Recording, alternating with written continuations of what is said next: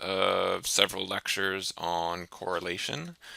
And so up to this point, we have learned about several different analytical tests that we can use to assess information when we have data across different groups or populations. And this requires us to have some continuous numerical data, and that data is in some type of associated category, whether that might be a base system, a period of time, different species of fish, maybe males and females. And these are really useful tools in which to assess questions that we're interested in. But oftentimes we're also interested in the relationship between data that don't have any specific clear groups.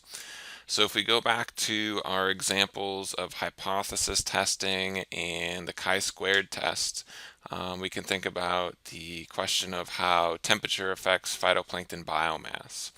And our hypothesis in this particular instance, several lectures ago, was that all the temperatures had the same biomass, mean biomass, for our null hypothesis. And then our alternative hypothesis might be that as temperature gets warmer, we're going to see more biomass. And in this particular example, we grouped our data into different categories of temperature, ranging from coldest to hot.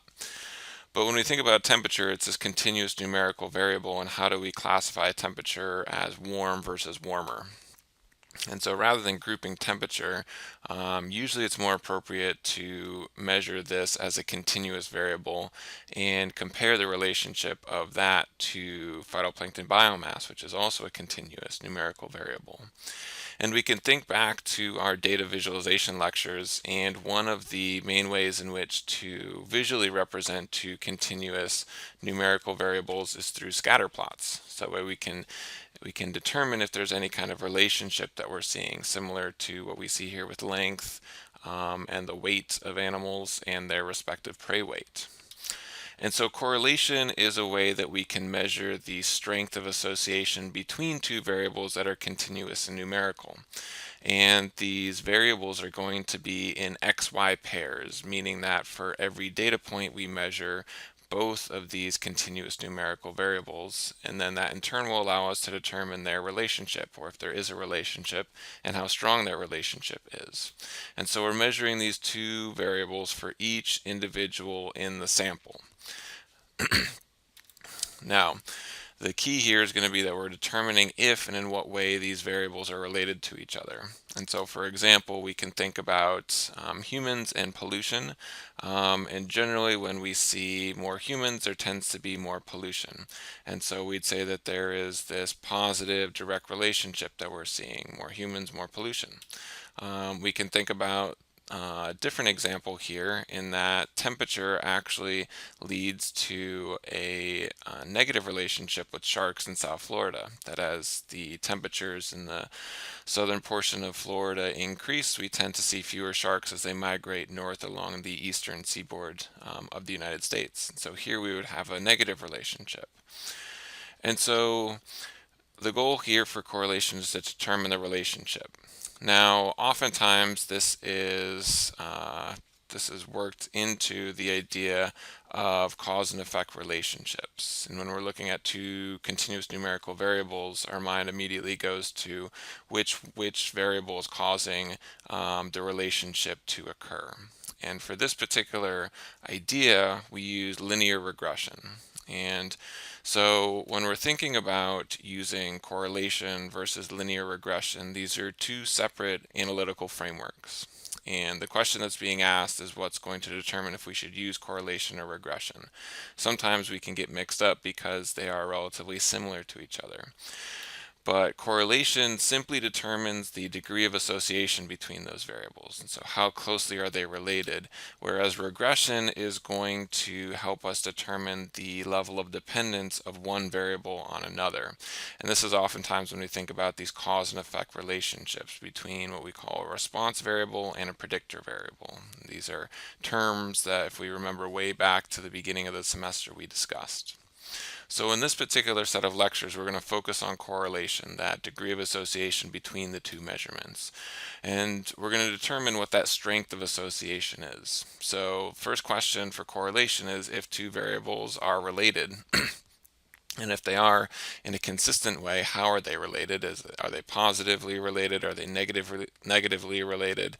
And then the second question that we address with correlation is how strong that relationship is, and if there is some type of a significant relationship that we're exhibiting. So we can think back to our example of body size and prey size, and what we can see here is that it looks like there's some type of relationship. It looks like as the size of the animals increase, their prey size also increases.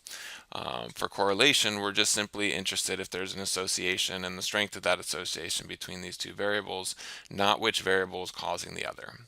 So in thinking about correlation, oftentimes we're thinking about these continuous numerical data, and we can see positive relationships, we can see negative relationships, and the strength of those relationships varies based on the association of those two variables.